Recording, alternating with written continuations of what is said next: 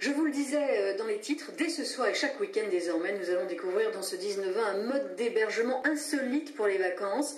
Si vous rêvez par exemple de séjourner dans des lodges comme en Afrique, tout près des animaux sauvages, pas besoin d'aller si loin. Véronique Jean, Loïc Wex. Le comité d'accueil est impressionnant. Des vacanciers s'apprêtent à passer le week-end dans ces lodges 100% écologiques.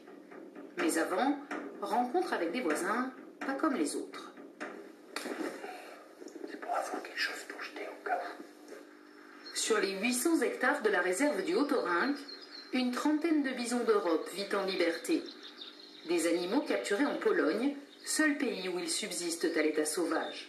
À la clé, des rencontres parfois cocasses avec la faune locale.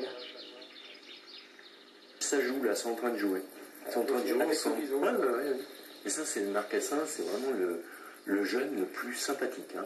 C'est vraiment le plus facétieux. Hein. Ça joue comme un chiot. Ça m'inspire un petit peu Jurassic Park, moi, avec cet homme passionné qui reproduit un environnement. C'est super intéressant et on est vraiment privilégié d'approcher les animaux d'aussi près.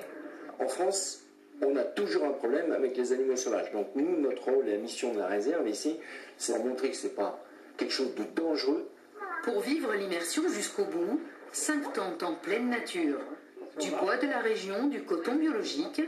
Je vous invite à rentrer. Tout est fait pour respecter l'environnement, sans oublier le confort tout de même. C'est plutôt sympa. Ça, l'intérieur de la tente, c'est vrai que c'est très cosy. Moi, ça me plaît bien. À l'heure du repas, tout le monde se retrouve autour du feu. Pas de télé, pas de jeux vidéo. Pourtant, l'auditoire ne semble pas s'ennuyer un instant.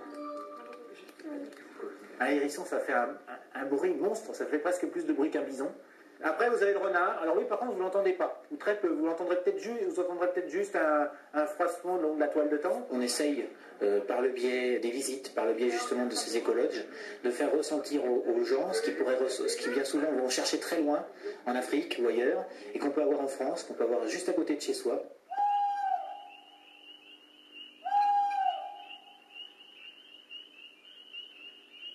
Le lendemain matin, réveil à l'aube, après une nuit un peu agitée.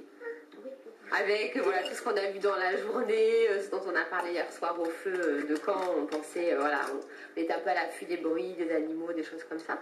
Les petits, eux, à peine posés dans le lit, il n'y avait plus personne. Nous, on n'a rien vu, rien entendu. Un voyage au temps de Cro-Magnon, mais aussi un temps de réflexion sur notre rapport à l'environnement.